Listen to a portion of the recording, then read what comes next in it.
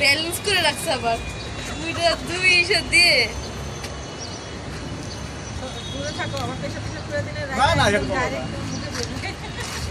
পড়বে না তো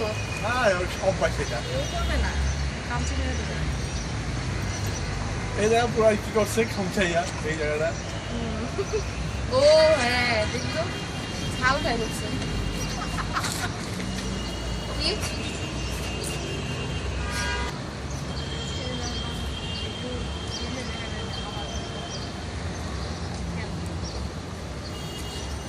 ও ব্যালেন্স করে নেবে যাবে